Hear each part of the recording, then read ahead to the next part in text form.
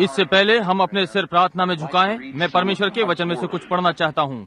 मैं हमेशा उसका वचन पढ़ना पसंद करता हूँ, क्योंकि मेरे वचन असफल हो जाएंगे। वो मनुष्य के हैं, परंतु उसका वचन असफल नहीं हो सकता। और वे जो मूल पाठ के साथ बने रहते हैं और आदि आदि, आइए हम मत्ती के 14वें अध्याय से पढ़ें, आज रात्रि 22वें पद से आरंभ करके। और उसने तुरंत अपने चेलों को बरबस नाव पर चढ़ाया कि वे उससे पहले पार चले जाएं, जब तक कि वो लोगों को विदा करे। वो लोगों को विदा करके प्रार्थना करने को अलग पहाड़ पर चढ़ गया, और सांझ को वहां अकेला था। उस समय नाव झील के बीच लहरों में डगमगा रही थी, क्योंकि हवा सामने की थी। और वो रात के चौथे पहर झील पर चलते हुए उनके पास आया। चेले उसको झील पर चलते हुए देखकर घबरा गए और कहने लगे कि वो भूत है, और डर के मारे चिल्ला उठे। यीशु ने तुरंत उनसे बातें की और कहा, ढाढ़स बांधो, मैं हूँ, डरो मत। आइए हम अपने सिर प्रार्थना के लिए झुकाएं। जबकि हमारे सिर और हृदय परमेश्वर के सामने झुके हुए हैं, क्या इस भवन में आज रात आवश्यकता है जो अपने हाथों को उठाने के द्वारा परमेश्वर को बताना चाहते हैं और प्रार्थना में याद रखवाना चाहते हैं? प्रभु, आप उन पर दृष्टि करें और हम पर अनुग्रहकारी हों।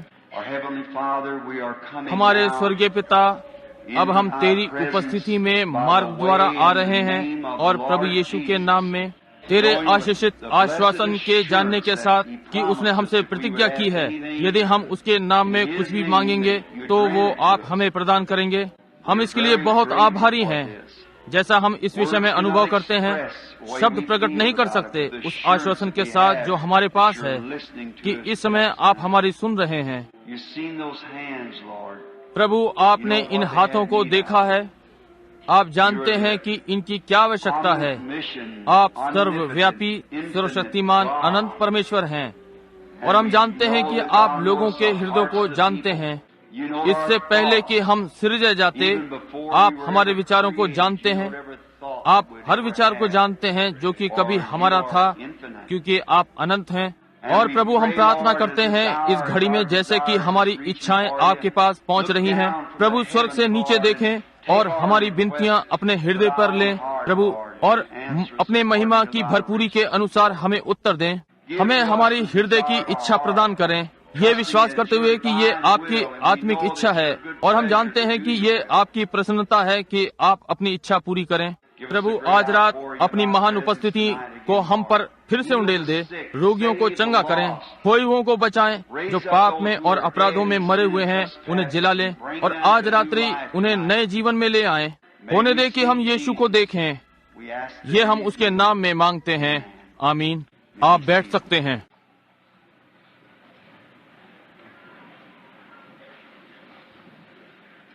हमें खेद है कि बैठने के लिए हम लोगों को स्थान देने योग्य नहीं है, परंतु पहली रात्रि से वे कहते हैं कि उन्हें बड़ी भीड़ लोगों की वापस करनी पड़ी, इसलिए इसके लिए हमें खेद है। और भाई ग्रांट जा नहीं सके, दूसरा कमरा बना रहे हैं, या तो मैं विश्वास करता हूं कि बाईं ओर ये इस आड़ को हटाने जा रहे हैं। कीमती भाइयों ने आज मुझसे ही कहा, यदि मैं इसे वार्षिक चीज बना दूं, उसके डालास के आराधनालय में वापस जाऊं, एक महान निमंत्रण जैसा कि इस घड़ी में है, जबकि दरवाजे तेजी से बंद हो रहे हैं, और तब ये व्यक्ति मुझे चाहता है कि मैं वापस आऊं और इसे वार्षिक अवसर बनाऊं। मैं इसकी सराहना करता हूं। आज प्रातः मेरे पास उनके साथ संगति करने का समय था। भाई गॉर्डन लिंड से और उनमें से बहुत से भाई पेरी ग्रीन, जो आने वाली सभा का जो बी माउंट में होने वाली है, खर्चा उठाएंगे, आज रात्रि यहाँ मेरे पीछे बैठे हैं। और हमारे बहुत सारे मित्र भाई डॉन और उनकी पत्नी, उन्हें हम यहाँ पर पाकर आनंदित हैं। प्रभु उन्हें आशीषित करे। आज रात्रि बस मैं अपने संदेश को इतना साधारण बनाने का यत्न कर रहा हूँ कि बालक भी समझ सकें। कल दोपहर बाद सुसमाचार सुनाने की सेवा है, और मेरी इच्छा है कि आप सब आ सकते हैं। अब यदि आपके अपने आराधनालय में सभाएं हैं, तो क्यों नहीं वहीं जहां आप हैं वहीं रुकें। हम नहीं चाहते कि कोई अपनी कलीसिया छोड़े। और यदि आप रोगी हैं और प्रार्थना करवाने के लिए आना चाहते हैं, और आपकी कलीसिया की सभा शाम को हो तो अपने पास्टर से इस विषय में कहें। इस प्रकार वो बुरा नहीं मानेगा। आप समझे? उन्हें मालूम हो कि हम यहाँ सहयोग करते हैं यीशु मसीह की समस्त देह, जो कि यहाँ डालास में और आसपास में परदेसी है। इसलिए कल दोपहर बाद मैं सोचता हूँ 2:30 बजे मुझे एक सुसमाचार सुनाने का संदेश देना है, और तब हम सारे बीमार लोगों के लिए प्रार्थना करने जा रहे हैं। सारे प्रार्थना पत्र उठा लें और वो चीजें जो इस सप्ताह छूट गई हैं, और कल उन सब के लिए प्रार्थना करें। अब आज रात्रि मेरा विषय कुछ क्षणों के लिए एक नाटक के समान है, और आज रात्रि जितना हो सकेगा मैं लूंगा बीमारों की प्रार्थना के लिए। मेरा मूल पाठ है डरो नहीं मैं हूँ। यीशु बोल रहा है। मेरा विषय है एक गवाही झील में। ये लगभग दोपहर बाद की बात है। सूर्य डूब रहा होगा जब ये हुआ, और अब इस प्रकार का गर्म दिन रहा होगा जैसे कि यहाँ पर है। वातानुकूलित मशीन खराब है और वे इसे ठीक कर रहे हैं। यही कारण है कि मैंने अपना विषय बदल दिया जिस पर कि मैं बोलने जा रहा था, ताकि मैं जल्द समाप्त कर सकूं, ताकि आपको इस गर्मी में इस प्रकार न बैठना पड़े। ये बड़ा मछुआरा सारे दिन में क्या हुआ ये देखने के बाद यीशु को उसकी महान सेवकाई में देख रहा था। उसके पीछे चलकर मुझे उन दिनों में जीना बहुत अच्छा लगता, परंतु आप जानते हैं मैं प्रसन्न हूँ कि अब भी मुझे विशेषाधिकार प्राप्त है कि वही चीजें करूं और उसे कार्य करते हुए देखूं। और आज उसे कार्य करते हुए देखना महान बात है, बजाय तब के। अब मुझे इसमें अधिक विश्वास है, और अब मुझे उसमें बजाय पहले की अब अधिक विश्वास है, क्योंकि हमारे पास 2000 वर्ष थे कि सिद्ध करें कि वो सुसमाचार ठीक है, और 2000 वर्षों के पश्चात वो अब भी जीवित है। वही कर रहा है जैसे उसने तब किया। इसलिए हमारे पास बड़ा आश्वासन और अधिक दृढ़ नेव है विश्वास के लिए, जितनी की उनके पास तब था, क्योंकि वो एक साधारण मनुष्य इस दावे के साथ चारों ओर घूम रहा था कि वो परमेश्वर की ओर से भेजा गया था और परमेश्वर का पुत्र था, और परमेश्वर उस दिन में अपने प्रतिज्ञा के वचन को उसके द्वारा प्रमाणित कर रहा था। और उनके पास कुछ कारण थे कि संदेह करें। वे लोग धर्म ज्ञानी थे, और आप ध्यान दें कि ये दुख की बात थी। ये वास्तव में दयनीय था, क्योंकि वे धर्म ज्ञानी उसका विश्वास कर लेते यदि परमेश्वर ने उनकी आंखों को अंधा न कर दिया होता। बाइबल ऐसा बताती है। और क्या आप जानते हैं कि उसने प्रतिज्ञा की है कि वो उनकी आंखों को आज फिर से अंधी कर देगा, ताकि वे उसे ना देख सकें। वे मतवाले, घमंडी, परमेश्वर से अधिक सुख विलास के चाहने वाले, झगड़ा मचाने वाले, झूठा दोष लगाने वाले, असंयमी, भले के बैरी, भक्ति का भेष तो भरेंगे परंतु उसकी सामर्थ को ना मानेंगे। बिल्कुल वैसी ही प्रतिज्ञा फिर से वही है, और आप कुछ नहीं कर सकते, परंतु उनके लिए खेद का अनुभव कर सकते हैं, और उनकी आंखें आज तक अंधी हैं।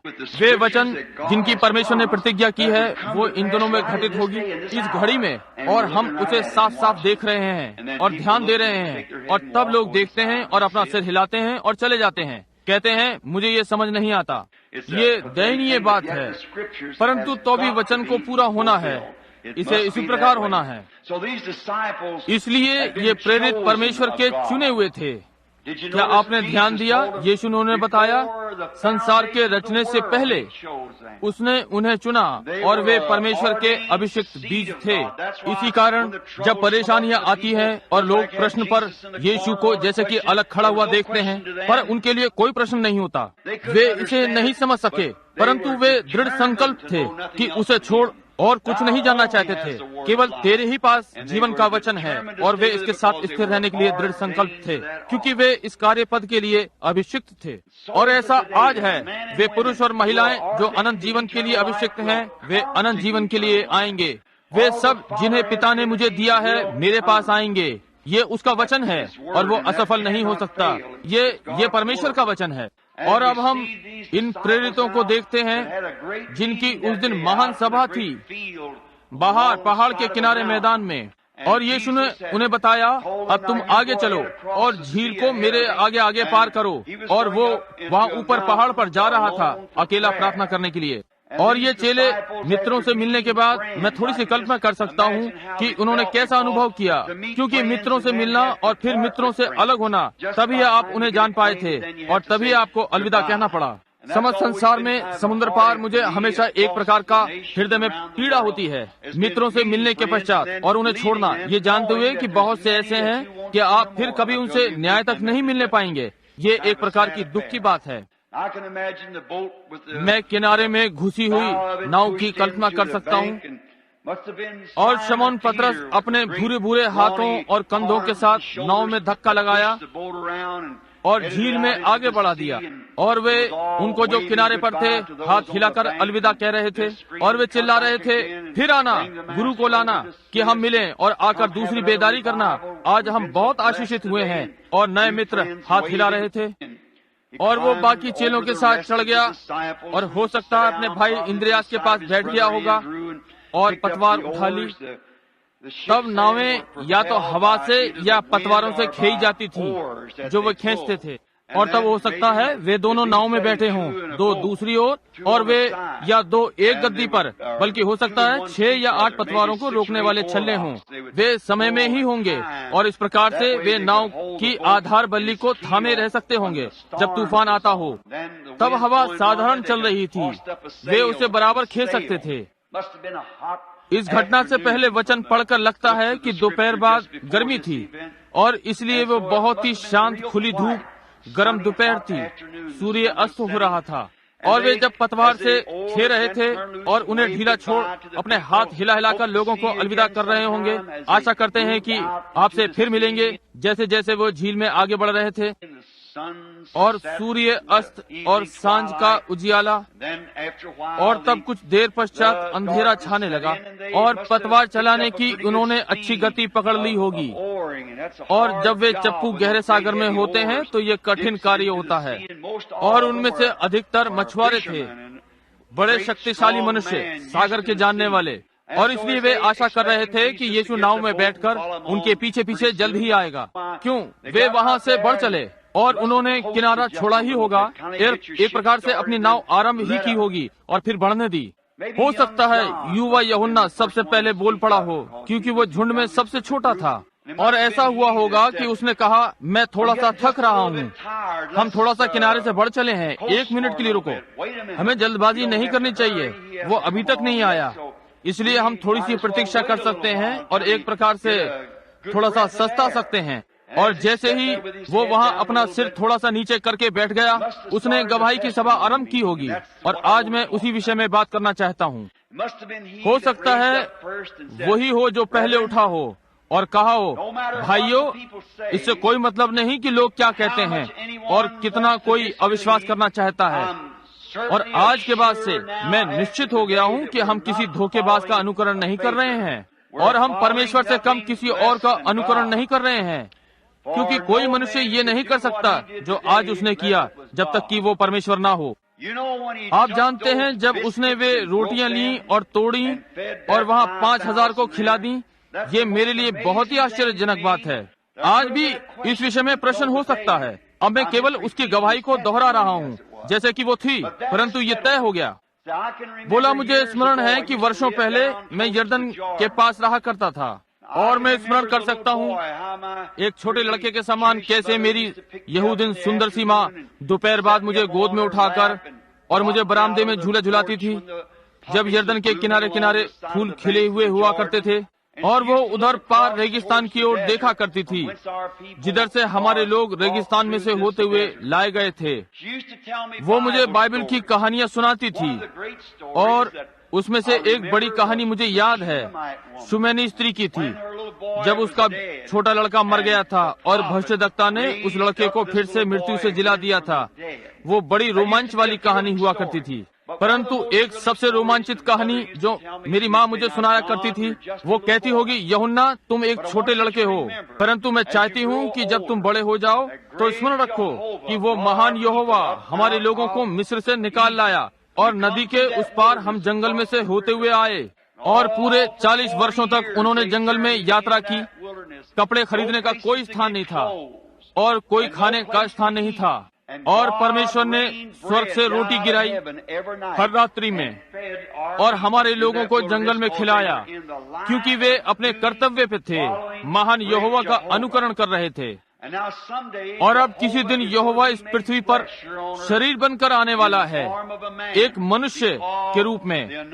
वो अभिषिक्त कहलाएगा, मसीह। और मैं स्मरण करता हूँ, वो कहेगा, एक छोटे लड़के के समान कैसे मुझे उस छोटे लड़के का मस्तिष्क उसे चित्रित करने का यत्न करता था। कैसे परमेश्वर ने उन सबको खिलाया, 20,50,000 लोगों को उस जंगल में। इतनी सारी रोटी कहाँ से लाया? और मैं पूछा करता था, माँ, क्या यहोवा के पास आकाश में ढेर सारे तंदूर थे और वो उसमें सारी रोटियां पकाता था और रात में नीचे उतरकर और लोगों के लिए मैदान में रख देता था, और यहोवा का बड़ा आकाश तंदूरों से भरा पड़ा था? और वो कहती होगी, नहीं बेटा, तुम समझने के लिए बहुत छोटे हो। देखो, यहोवा सृष्टि करता है, उसे तंदूर की आवश्यकता नहीं। वो केवल बोलता है और उसका वचन प्रकट होता है। जब वो बोलता है, वो महान यहोवा है और वो केवल बोलता है, और स्वर्गदूत पृथ्वी पर लोगों के लिए बांट देते हैं। और आज जब मैंने उसे वहाँ खड़े हुए देखा था, तो क्या आपने ध्यान दिया?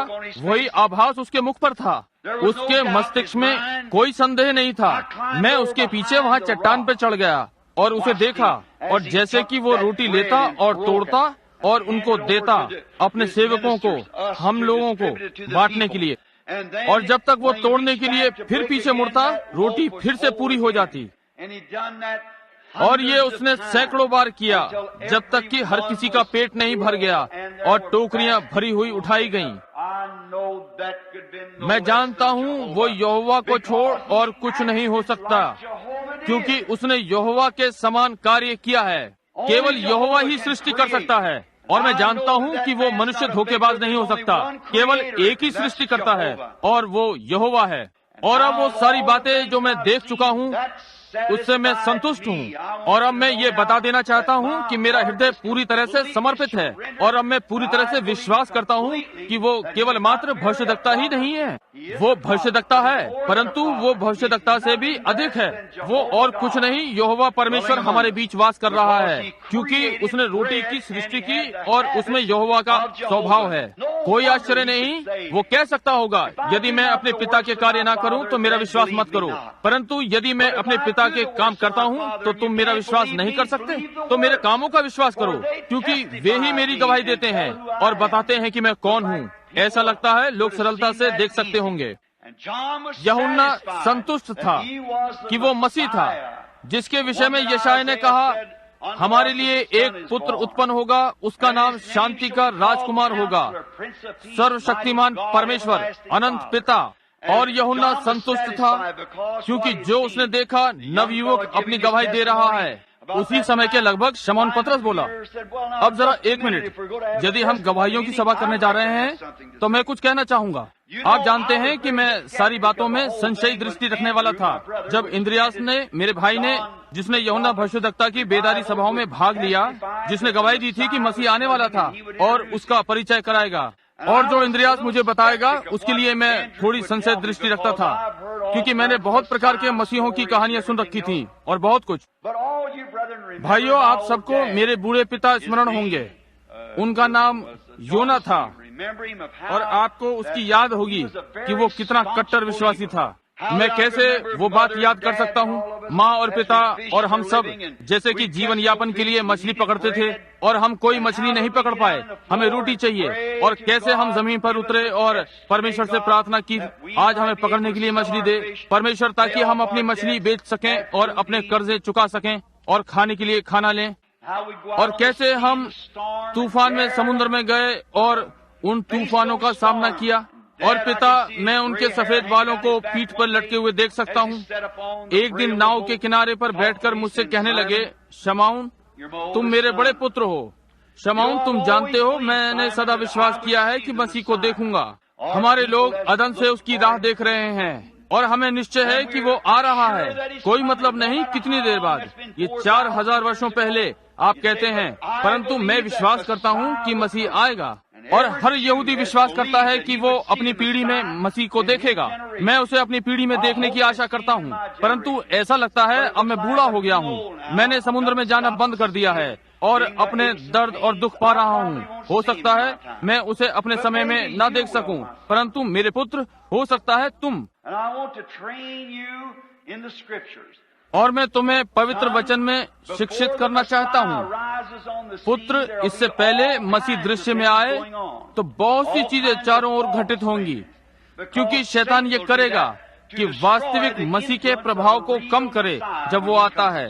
हमेशा से यही हुआ है, अब भी वैसा ही है। उसने कहा, तब हम पाते हैं, मुझे स्मरण है, उसने मेरे गले में हाथ डाला और कहा, पुत्र, केवल एक ही विधि है कि तुम मसीह को पहचान सकते हो। अब हमें बिना भविष्यवक्ता के सैकड़ों वर्ष हो गए हैं। मलाकी हमारा अंतिम भविष्यवक्ता था। ये 400 वर्ष पहले हमारे पास कोई भविष्यवक्ता नहीं है। परंतु स्मरण रखना, मूसा ने हमें वचन में बताया है कि जब मसीह आता है तो वो एक भविष्यवक्ता होगा। जब वो दृश्य में आता है, हम यहूदियों को सिखाया गया है कि भविष्यवक्ता का विश्वास करें, और संसार में मसीह की यात्रा परमेश्वर का बोला हुआ वचन है। उसने यही प्रतिज्ञा की है, और वचन सदा भविष्यवक्ता के पास आता है, और भविष्यवक्ता उस वचन को प्रमाणित करता है। मेरे पुत्र, इस बात को न भूलना। बहुत सी बड़ी चीजें उठ सकती हैं, बहुत से उत्साह और बड़ी बड़ी चीजें, परंतु स्मरण रखना कि मसीह भविष्यवक्ता होगा, क्योंकि हम जानते हैं कि परमेश्वर कभी भी अपनी विधि नहीं बदलता, और उसने कहा कि मसीह भविष्यवक्ता होगा। इसलिए मेरे पुत्र, स्मरण रखो, भविष्यवक्ता वे होते हैं जिनके पास प्रभु का वचन होता है, और मसीह आता है तो वो भविष्यवक्ता होगा। मैं अभी भी उसके हाथ को अनुभव कर सकता हूँ। शमौन ने कहा, जैसा कि उसने मेरे गले में डाल रखा था, और इंद्रियास वहीं खड़ा हुआ उस समय जाल धो रहा था। इंद्रियास, तुम्हें याद है? हाँ शमौन, मुझे याद है। और इंद्रियास मुझे बताने का यत्न कर रहा था कि ये यूहन्ना भविष्यवक्ता था, और मुझे करने के लिए और कार्य थे, मछली बेचनी थी और आदि आदि। इसलिए पिता वर्षों पहले मर गए, परंतु मैंने हमेशा उसे अपने मस्तिष्क में रखा। पिताजी ने कहा, ये मसीह पवित्र वचन द्वारा प्रमाणित भविष्यवक्ता होगा, और इसे भूलना नहीं, क्योंकि ये हमारे परमेश्वर का बोला हुआ वचन है, और ये वचन निरंतर भविष्यवक्ता के पास आता है। वो उसे प्रमाणित या प्रकट करता है कि उस युग के लिए क्या प्रतिज्ञा थी। और अब एक दिन शमौन ने कहा, उसने कहा, आप जानते हैं कि इंद्रियास ने मुझसे प्रार्थना सभा में जाने को कहा, और मैं वहाँ प्रार्थना सभा में गया जहाँ ये व्यक्ति यीशु था, और मैंने सब प्रकार की अफवाहें सुनी। इससे पहले एक यीशु उठा था जिसने कुछ होने का दावा किया था, 400 लोगों को अगवा करके ले गया, और वे सब नष्ट हो गए, और आदि आदि। मैंने सोचा ये भी उसी तरह का है, किसी चीज का बड़ा उत्साही बेदारी या कोई महान नामधारी वे बनना जा रहे हैं। परंतु एक दिन मैंने सोचा मैं वहाँ इंद्रियास के साथ जाऊंगा, मेरे भाई के साथ, और मैं उस समय के विषय में कल्पना कर सकता हूँ कि नाव हिलने लगी, कोई चिल्लाने लगा, और उसने कहा, बैठ जाओ, नाव को मत डगमगाओ, 1 मिनट रुको, शांत बैठो। और उसने कहा, आप जानते हैं, जब मैं वहाँ गया और उसके सामने पहुँचा, पहली बार उसने सीधा मेरी आंखों में देखा और मुझे बताया कि मेरा नाम क्या था। उसने पहले मुझे कभी नहीं देखा था। वो केवल मुझे ही नहीं जानता था, परंतु वो मेरे भक्त बूढ़े पिता को भी जानता था, जिसने पवित्र वचन में मुझे निर्देश दिए थे, और मैं जानता था कि वो मसीह था। मेरे लिए ये यहीं पर तय हो गया, वो था, वो मेरे लिए, ये ठीक है। फिलिपुस ने कहा होगा, क्या मैं यहाँ कुछ कह सकता हूँ? अब उसने कहा, भाई नतेल, आपको बुरा न लगे, क्योंकि आप जानते हैं कि हमने हस्तलेखों का वर्षों वर्षों अध्ययन किया था कि मसीह कैसा होगा। परंतु जब मैंने उसे ये करते देखा, मैं उठा और अपने मित्र नतेल को यहाँ ले आया, और जब वो आया, नतेल ने कहा, ये मैं बताऊंगा, ये मुझे बताने दो। ओह, आप जानते हैं, जब यीशु ने आपके लिए कुछ किया है तो इसमें कुछ है, आप शांत खड़े ही नहीं रह सकते, आपको स्वयं जाकर ही बताना है। जब उसने मुझे पवित्र आत्मा से भर दिया, मैं इस विषय में बताना चाहता हूँ। मैं चाहता हूँ कि इस विषय में कोई और जाने, न कि इसे कोई और बताए, मैं इसे स्वयं बताना चाहता हूँ। और मैं कल्पना कर सकता हूँ कि नतेल को सारा उत्साह मिल गया और कहा, आप जानते हैं, मैं ये कहना चाहता हूँ फिलिपुस, मुझे तुम पर थोड़ा संशय था, तब तुमने मुझे बताया। मैंने पूछा, क्या कोई भली वस्तु नासरत से निकल सकती है? और तुमने मुझे सबसे अच्छा उत्तर दिया जो कि कोई भी दे सकता है। आओ और देख लो, आज ये ठीक कार्य करता है, ये ठीक बात है। घर बैठकर आलोचना मत कीजिए, आकर स्वयं देख लो। देखा?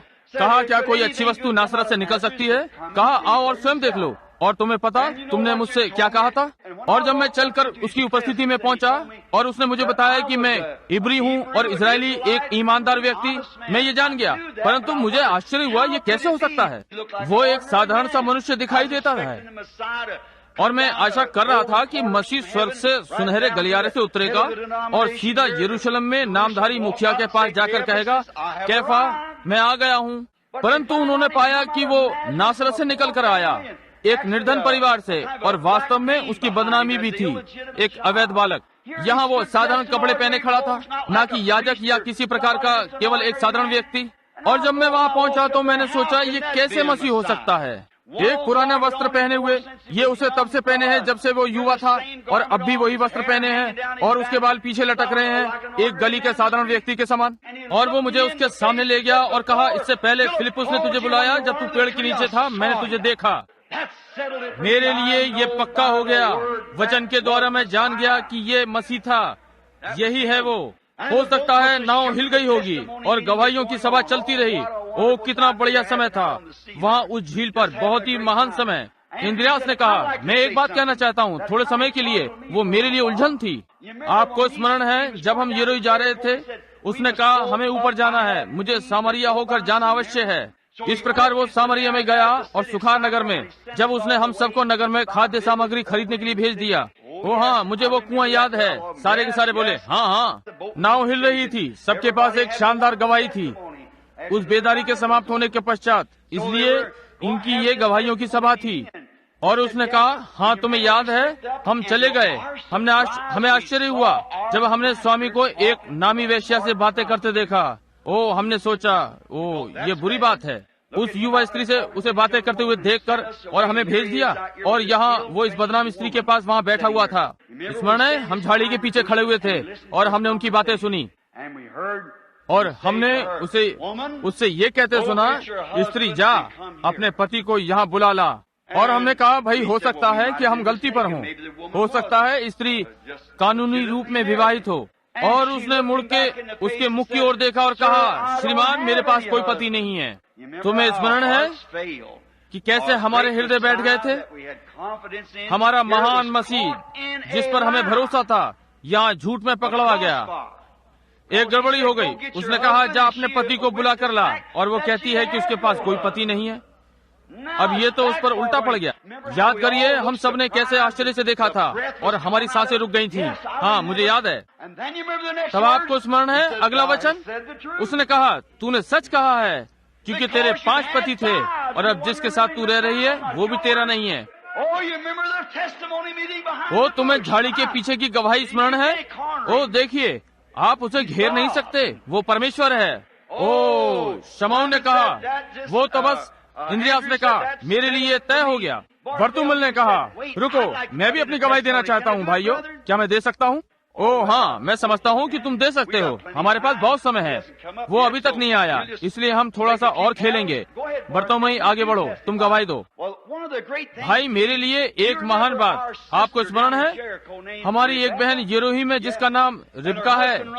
हाँ हाँ, और उसका पति नीचे रेस्टोरेंट चलाता है, वो व्यापारी था, उसका नाम जकई था। हाँ हाँ, मुझे उसकी अच्छी तरह से याद है। आपको स्मरण है, वो हमारी बहनों में से एक थी।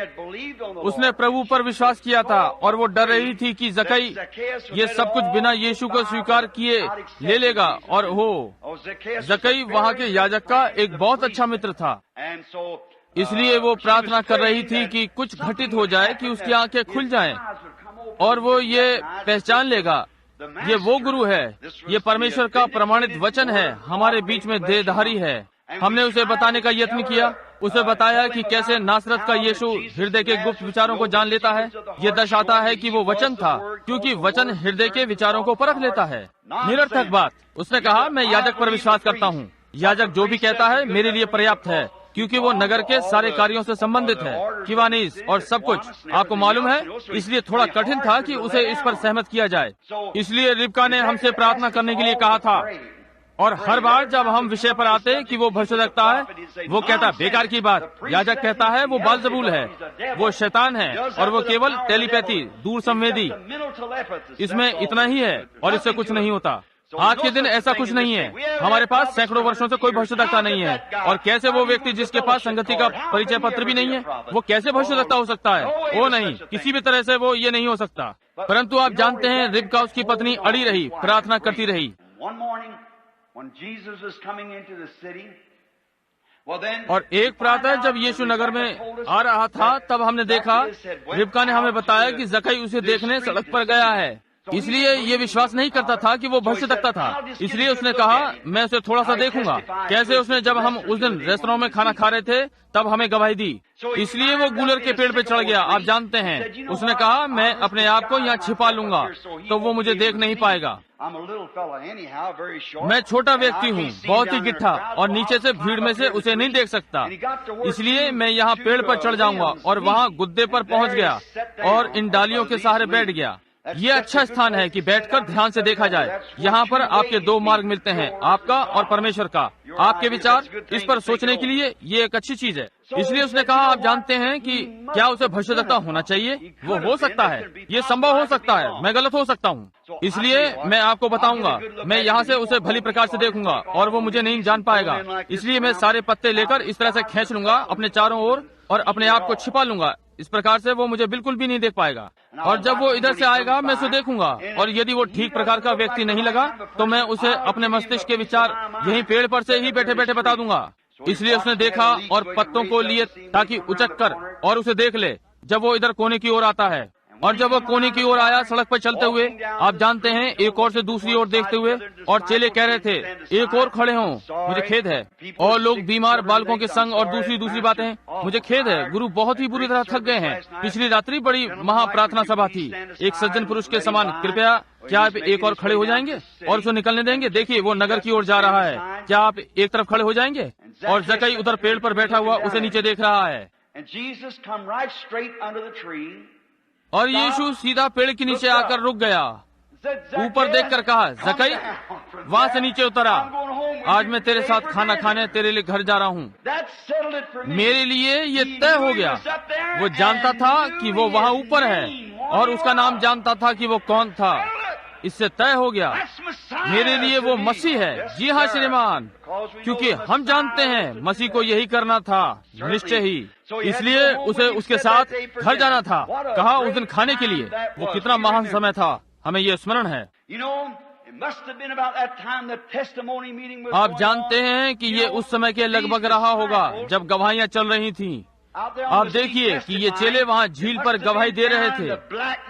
ये कहीं रात्रि के अंधियारे में हो रहा होगा, उधर उत्तरी राज्य में, कि शैतान पहाड़ पर चढ़ रहा होगा। और नीचे देखा, उसने देखा कि गवाहियों की सभा में उसने पाया कि वे उसके बिना चले गए। यहाँ उसका मौका था। इसलिए मैं सोचता हूँ वो दृश्य फिर से बदलने वाला था। स्वयं को दोहराया। वे बेदारी के उत्साह में वे उसके बिना चले गए। और मैं विश्वास करता हूँ आज हम में से बहुतों के साथ ये होता है कि इस भ्रम की घड़ी में और इस महान बेदारी के पश्चात जिसकी हमने गवाही दी, ये सारे संसार पर छा गई। प्रत्येक राष्ट्र में बेदारी की आग लग गई और जली। महान चंगाई सभाएं, लोग पवित्र आत्मा ले रहे हैं, हजारों हजार लोग। और उसके उत्साह में जैसा कि वे चेले गवाही दे रहे थे कि उसने क्या किया, और हमने उसे ये करते देखा और हमने उसे वो करते देखा। मैं विश्वास करता हूँ कि हम भी उन्हीं के समान अलग निकल गए बिना उसके। हम उस महान सुअवसर से अलग हो गए जो कि बेदारी ने दिया था। हम बहुत सारे पैसे बनाने के सुअवसर पर चले गए। कलीसियाएं, बड़ी बड़ी इमारतें बन रही हैं, बड़े बड़े लाखों डॉलर के स्थान, बड़े विद्यालय, शिक्षा पद्धतियां, और अपने नामधारी को बढ़ा रहे हैं। और तब अपनी साम्यवाद योजनाएं, साम्यवाद विरोधी। आज हम इसी के विषय में बातें करते हैं। और पहली बात कि शैतान ने हमें हमारी उन साम्यवादी विरोधी योजनाओं पर देख लिया है, हमारे बड़े नामधारी योजनाओं पर, और हमारे लाखों और आदि जैसे कि उनके पास हैं।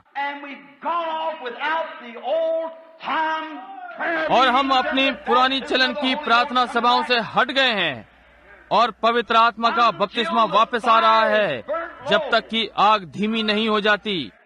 आप चिल्ला सकते हैं और लोगों को वेदी पर लाने का यत्न करें।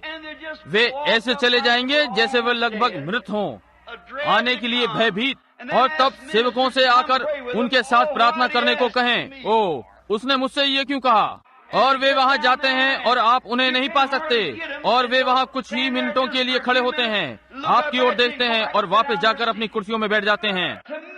मेरे हिसाब से आग बुझ चुकी है, कुछ घटित हुआ है। सुनिए, आज हमें किसकी आवश्यकता है? एक बेदारी की, जिसमें पापी मसीह की ओर ताकते हुए, प्रायश्चित करते हुए, अपने हाथ उठाए वेदी की ओर अनुग्रह के लिए चिल्लाते हुए दौड़ते हुए आए, और सारी कलीसिया परमेश्वर की महिमा के साथ आग की लपट हो जाए। हमारा उत्साह अपने नामधारी कलीसिया को बढ़ाने के सुअवसर के लिए है। हमने अपने सेवकों को शिक्षित करने के लिए बड़े बड़े विद्यालय बनाए हैं और उन्हें परमेश्वर से और अलग कर दिया है, जैसे कि वे आरंभ में थे। परमेश्वर शिक्षा से नहीं जाना जाता, वो ज्ञान के द्वारा नहीं जाना जाता, परमेश्वर विश्वास के द्वारा जाना जाता है। आप परमेश्वर की व्याख्या नहीं कर सकते, वो व्याख्या से परे है। देखिए ये क्या हुआ। हम पेंतिकोस्तल लोग, जो पेंतिकोस्तल हुआ करते थे, हमारी स्त्रियों ने अपने बाल काट लिए, श्रृंगार करना आरंभ कर दिया। हमारे पुरुष इस बात की अनुमति देते हैं, हमारे सेवक इसकी अनुमति दे रहे हैं। वे इस विषय में कुछ भी कहने से डरते हैं। यदि वे ऐसा करेंगे तो कलीसिया उन्हें निकाल देगी। ओ, यदि हम प्रचार मंच से और नीचे तहखाने की सफाई नहीं चाहते, ये लज्जा की बात है, ये अप्रतिष्ठा है। अधिक समय नहीं हुआ, कोई व्यक्ति मेरे पास आया और बोला, भाई ब्रनम, लोग आपसे प्रेम करते हैं, परंतु कहा आप हमेशा उन्हें फटकारते हैं, उन महिलाओं को फटकारते हैं उनके छोटे छोटे बालों और इस प्रकार की चीजों के लिए। मैंने कहा बाइबल ये कहती है कि ये महिला के लिए ऐसा होना अप्रतिष्ठा है। जब वो ऐसा करती है तो वो अपने पति का अपमान करती है, और पूरी तरह से ये इसका अंतिम चिन्ह है कि आप परमेश्वर से अलग हो गए हैं। समसून वाले मामले में आप स्मरण करें, लंबे बाल अलग किए हुए का चिन्ह था कि वो संसार से अलग हो गया परमेश्वर के वचन हेतु। और महिलाओं, जब तुम अपने बाल कटाती हो तो आप इनकार करती हैं कि आपके पास संसार से अलग होने का चिन्ह है। आप अतिरिक्त इसके कि बाइबल पर वापस आए, आप हॉलीवुड चली गईं। बाइबल कहती है वे बिना बाल कटाए रहें। देखिए ये लज्जा की बात है, और सेवक इस विषय में कुछ नहीं कहते। इस मनुष्य ने मुझसे कहा, आप क्यों नहीं उन स्त्रियों को छोड़ देते? कहा वे आपका भविष्यद्वक्ता के समान सम्मान करती हैं। मैंने कहा, मैंने कभी नहीं कहा कि मैं भविष्यद्वक्ता हूँ। कहा कि वो आपका उसी प्रकार सम्मान करती हैं। उन्हें सिखाएं कि कैसे आत्मिक वरदान प्राप्त करें और कुछ करें। आपको उन्हें बड़ी बड़ी चीजें सिखानी चाहिए, महान बातें। मैंने कहा मैं उन्हें बीज गणित कैसे सिखा सकता हूँ, जबकि उन्होंने अपना कै खे गा भी नहीं सीखा। इस विषय में सुंदर ढंग से कैसे रहें, आप कैसे ये कर सकते हैं? जी हाँ, पहली बात पर जाएं। वर्ष प्रति वर्ष समस्त राष्ट्रों में ये समय खराब होता जा रहा है। कहीं कुछ गड़बड़ी है, ये वचन में नहीं है। कोई आश्चर्य नहीं, हमारे पास बेदारी की आग नहीं जल सकती। हमें इस समय घर को साफ करने की आवश्यकता है। परमेश्वर इसे कभी नहीं करेगा जब तक कि हम फिर से वापस नहीं आएंगे। हमें घर साफ करने के समय की आवश्यकता है। और तुम पुरुषों, तुम अपनी पत्नियों को ऐसी चीजें करने देते हो जैसे कि छोटे कपड़े पहनना। वे मेथोडिस्ट बैप्टिस्ट नहीं, वे पेंतिकोस्तल हैं। ये ठीक बात है। भक्ति का भेष, लुदुकियाई कलीसियाई युग, गुनगुने नाम के पेंतिकोस्तल। बस पेंतिकोस्तल नाम नहीं है, ये अनुभव है पवित्र आत्मा के बपतिस्मे का, जो लोगों को निर्मल कर देता है। कोई आश्चर्य नहीं कि हम चंगाई की महान सभाएं नहीं कर सकते और आदि आदि। कहीं पर कुछ न कुछ गड़बड़ी हुई है। ये शैतान है, हमें बाहर यत्न करते हुए देखा। ठीक है, हम इस विषय में कुछ भी कहते हैं तो वे अपनी सदस्यता बदल लेंगे। स्मरण रखें, आप मसीहों को सराहते नहीं हैं। मसीह कठोर होते हैं, वे परमेश्वर के पुरुष और महिलाएं होती हैं। कौन परमेश्वर का पक्ष लेता है, इससे कोई मतलब नहीं कि कौन क्या कहता है। आपको उनके पीछे पीछे विनती और राजी करना नहीं पड़ता, और उनकी जी हुजूरी आगे पीछे घूमना नहीं पड़ता। वो तो पलाऊ और मिलावट वाले पौधे हैं, वे किसी काम के नहीं, वे कुछ भी उत्पन्न नहीं करेंगे। मुझे ऐसे ही कुछ स्मरण आता है। ये जल्दी ही प्रजनन का समय था। आज मैंने एक छोटी चिड़िया को देखा। वहाँ एक छोटी गौरैया अपने घोंसले में तिनके लगा रही थी। ये अधिक समय नहीं बीतेगा कि वे अपने अंडों पर बैठकर अपने अंडों में से बच्चे निकालेगी। आप जानते हैं, एक छोटी चिड़िया के पास अंडों का घोंसला होता है, और वो घोंसले के अंडों पर बैठती है और उन्हें हर कुछ मिनटों बाद घुमाती पलटती है। अपने छोटे छोटे पैरों से उन्हें घुमाती है और उन पर बैठती है। अब यदि वो उन अंडों को एक बार गर्म होने के पश्चात ठंडा होने दे तो उसमें से बच्चे नहीं निकलेंगे, और वो उड़कर जाती है, थोड़ा सा खाना खाती है और वापस फिर वहीं उन पर आ जाती है। आप जानते हैं कि वो पुरानी माँ चिड़िया वो उन अंडों पर बैठ सकती है और उन्हें हर 2 मिनट में घुमाती है, और वो बलिदान और उपवास तब तक रखती है कि वो बेचारी घोंसले से उठ नहीं पाती। परंतु जब तक वो माँ चिड़िया नर चिड़िया के संपर्क में नहीं आती, वे अंडे बच्चे नहीं देंगे। इससे कोई मतलब नहीं आप उनकी कितनी देखभाल करते हैं, उनमें से बच्चे नहीं निकलेंगे, वे वहीं घोंसले में पड़े रहेंगे और सड़ जाएंगे। और यदि कभी भी पेंतिकोस्तल का समय रहा था कि उन्हें यीशु से मिलना चाहिए था, क्योंकि हम कुछ भी नहीं पा रहे हैं, केवल सड़े हुए अंडों से भरा हुआ घोंसला, विश्वास का इनकार करके और गिरजों के संग में जा रहे हैं और इसे एक महान बात कह रहे हैं कि पोप के पास बैठे और कह रहे हैं कि ये आत्मिक है। तुम पेंतिकोस्तलो, ये संसार का क्या मामला है? क्या आप जानते हैं कि बाइबल उन बातों के विषय में बताती है कि ये होगा, और हम प्रसन्न हैं कि मेथोडिस्ट और बैप्टिस्ट अंदर आ रहे हैं और सारी बातें इस प्रकार से हैं। क्या आप अनुभव करते हैं कि जब मूर्ख कुंवारियां तेल खरीदने आई, उसी घड़ी दूल्हा आ गया और उन्हें तेल नहीं मिला? आप जानते हैं कि रैप्चर या उठा लिया जाना इतना गुप्त होगा और इसी किसी समय में जाना होगा कि आप जान नहीं पाएंगे कि ये हो गया। वो चला जाएगा और आप आश्चर्य करेंगे कि क्या हुआ। जैसे कि यूहन्ना पृथ्वी पर आया और उन्होंने उससे कहा, ठीक है, बाइबल कहती है एलिया को पहले आना है। उसने कहा, वो तो आ भी चुका और तुम नहीं जानते। इसी प्रकार किसी दिन होगा, वे कहेंगे, मैं सोचता हूँ कि ये तो पीड़ाओं के काल से पहले होना है। मैंने सोचा उठा लिया जाना होना है, आवाज वापस आ सकती है। ये तो पहले ही हो चुका और तुम्हें ये नहीं मालूम। ओह, ये आपके सोचने से पहले। ओ कलीसिया, जाग। अच्छा हो कि मैं इसे छोड़ दूं। मैं यहाँ शिक्षा के लिए नहीं आया हूँ। मैंने थोड़ा सोचा मैं इस पर झटका दूंगा ताकि आप उस ओर हो सकें। भाई स्मरण रखें, शैतान ने ये बड़ी बड़ी योजनाएं देख ली हैं। एक कलीसिया दूसरे को पछाड़ने का यत्न कर रही है, एक नामधारी दूसरे को गिराने का यत्न कर रहा है, अनपढ़ पने को उखाड़ फेंक और उन्हें मनोवैज्ञानिक परीक्षण देना और मनोवैज्ञानिक ढंग से व्यक्ति की जांच करें इससे पहले कि वो बाहर अपने उद्देश्य पर जाएं। पेंटिकोस्ट नहीं, ये प्रेस्बिटेरियन नहीं है, ये पेंटिकोस्टल है। किसी निश्चित पेंटिकोस्टल झुंड को मनोवैज्ञानिक जांच की आवश्यकता है, बड़ा झुंड है, इससे पहले कि वे मिशनरी बाहर जाएं। क्या हो यदि उनका इस प्रकार का परीक्षण होता? उनका परीक्षण हुआ आरंभ में, जब उन्होंने ऊपर वाली कोठरी में तब तक प्रतीक्षा की जब तक कि आग ऊपर से नहीं आई और परमेश्वर की सामर्थ। ये परीक्षा थी। कोई सांसारिक कच्चे नशे में मनोविज्ञान वहाँ नहीं था जिसने उनके मस्तिष्क को उत्तेजित किया हो, या कुछ और कहें, तुम कुल मिलाकर अधूरे हो। जब ये पूर्णतः सिद्ध करता है कि एक मनुष्य जो कि चरम सीमा तक आत्मिक अधीर है, उसे उस स्थिति में होना है कि उसमें चला जाए। इस प्रकार से आप उसी अवस्था में हैं। देखिए, और केवल जो परमेश्वर वर्षों से करना चाह रहा था उसे गड़बड़ कर दिया और वापस अपनी योजनाओं के साथ आ गए। और अपने महान, वे उत्साहित हैं जब वे देखते हैं कि बहुत सारे लोग एक साथ इकट्ठे हैं। कहते हैं, यदि मैं इन सबको असेंबली में बना लूं, यदि मैं इन सबको वननेस में बना दूं, यदि मैं इन सबको मेथोडिस्ट बना लूं। मेथोडिस्ट सबको मेथोडिस्ट बनाना चाहते हैं, बैप्टिस्ट सबको बैप्टिस्ट बनाना चाहते हैं, पेंटिकोस्टल। ओ, आप इस विषय में कुछ नहीं कर सकते। परमेश्वर ने उन्हें जगत की उत्पत्ति से पहले नियुक्त किया है। हमें सुसमाचार प्रचार करना है बस। परंतु हमारी बड़ी योजनाएं, हम बगैर उस आग के चले गए और अपनी घर की आग बना ली जैसे कि ये था। और हमारा साम्यवाद, अब हम बहुत डरे हुए हैं कि साम्यवाद अंदर आ गया, ये क्या घटित होने जा रहा है। परंतु आप जानते हैं साम्यवाद बड़ी चीज नहीं है। अब मैं आपको बता दूं, मैं साम्यवाद से नहीं डरता। तुम पेंटिकोस्टलो, परंतु मैं किससे डरता हूँ?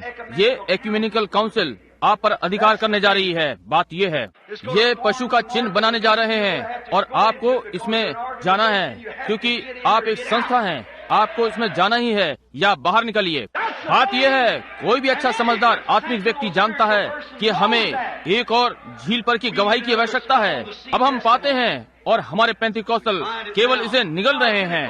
कांटा, डोर और त्रिकुन्ना, ये कितनी महान चीज होगी। जब Methodist, Presbyterian, Lutheran, church of Christ, Pentecostal, उसमें जाने के लिए आपको अपने महान प्रेरितों की शिक्षा का इनकार करना होगा। उन्हें भी वैसे ही करना होगा। आपको इसमें कुछ नहीं करना होगा। ये सब रोम के साथ एकत्र हो रहे हैं, बिल्कुल वैसे ही जैसे सिद्ध किया गया है। वचन ऐसा कहता है। इन प्रचारकों के साथ क्या मामला है जो कि लोगों को बिना चेतावनी दिए इन बातों को इस स्थिति में आने दे रहे हैं? परमेश्वर उनसे पूछेगा। ठीक इस कठिनाई के समय में वे कठिनाई में थे, वे थे।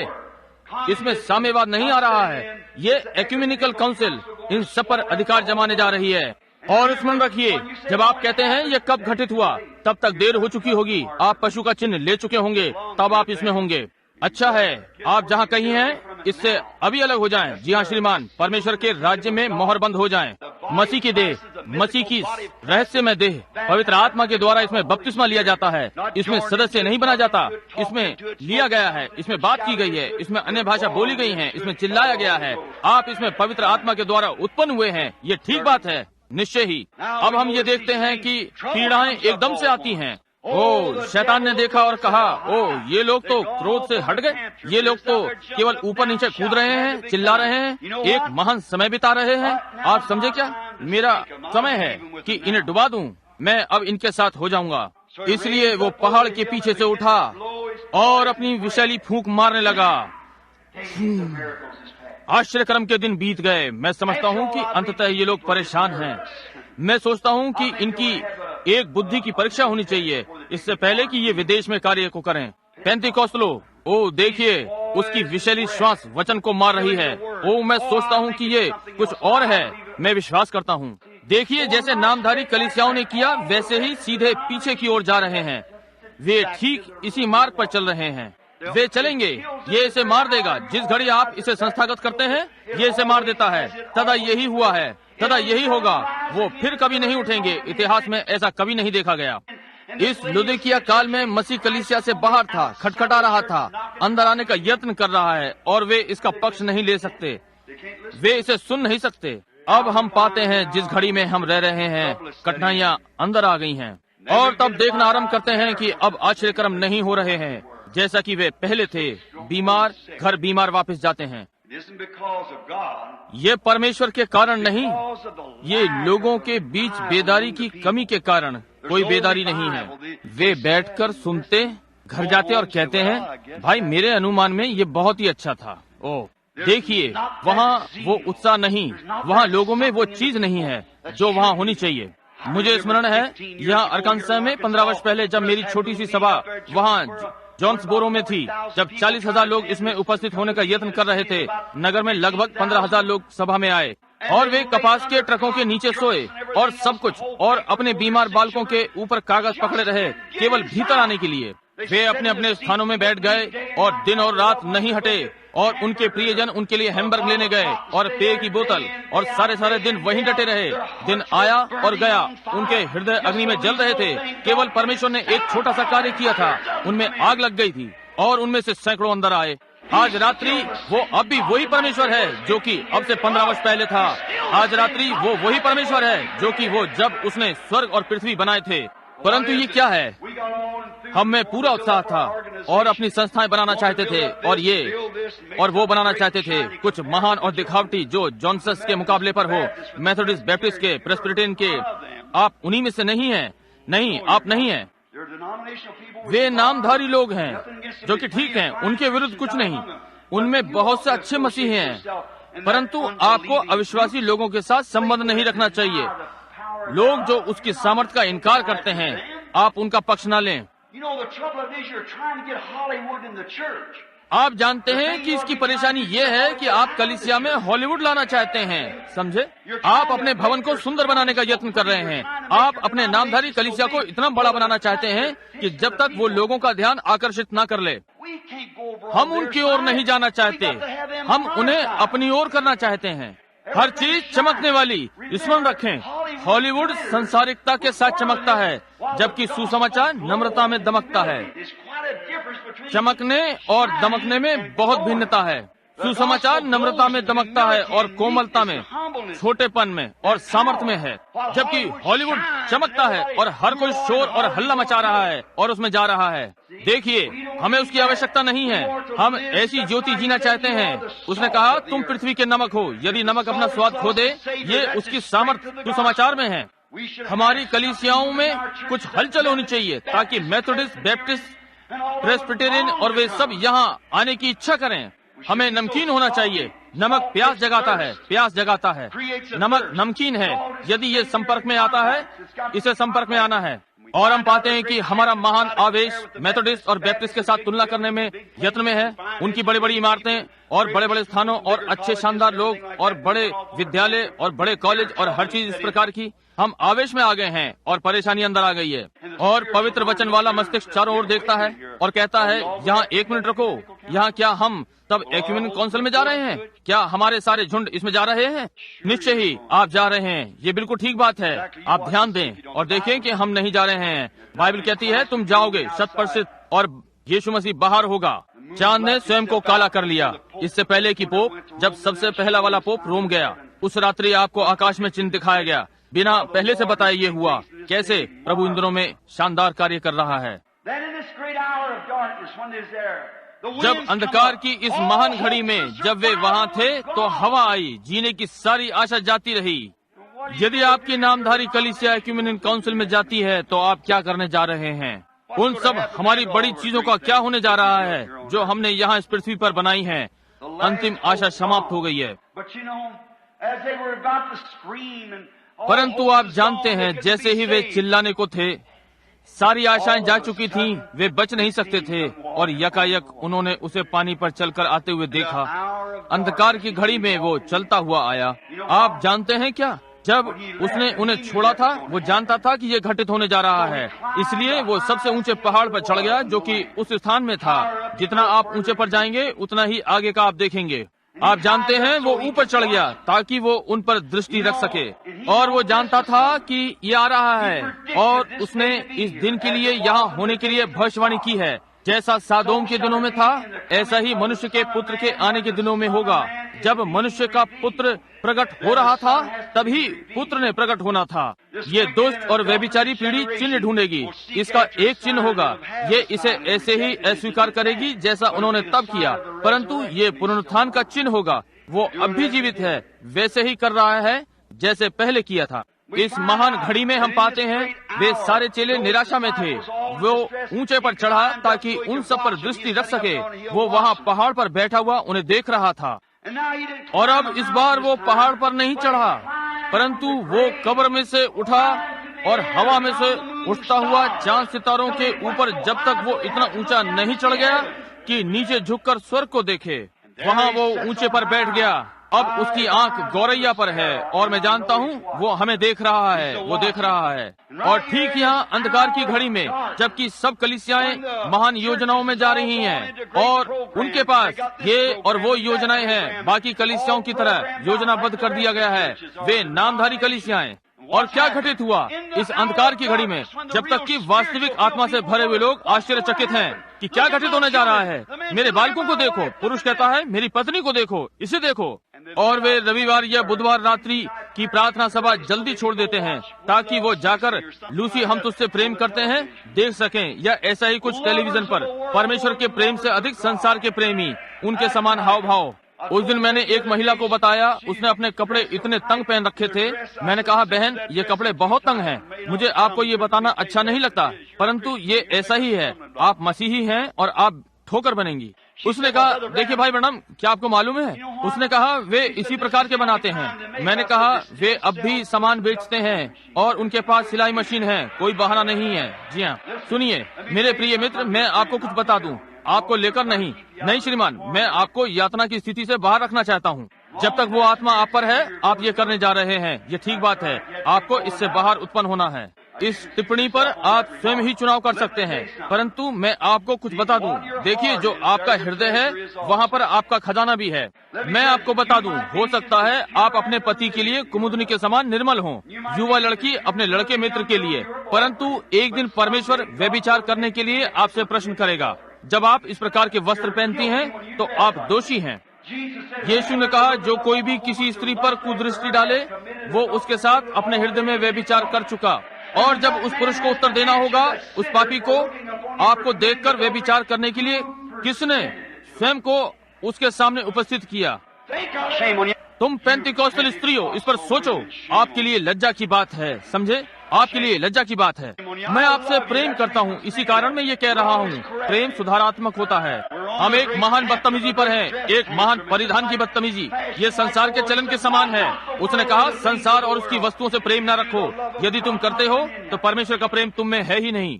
मैं इसकी चिंता नहीं करता कि आप कितना अन्य भाषा में बोलते हैं, ऊपर नीचे कूदते हैं, नाचते, बाल कटाते, इस प्रकार के परिधान पहनते हैं। तुम पुरुषों इसकी अनुमति देते हो। तुम्हारे अपने फल बताते हैं कि तुम कहाँ पर हो। ये बिल्कुल ठीक बात है। कोई आश्चर्य नहीं है कि हम इस प्रकार की उथल पुथल में हैं, जैसा कि है साम्यवाद की हवाएं, कलीसियावाद की हवाएं, एक्यूमेल संस्था की हवाएं।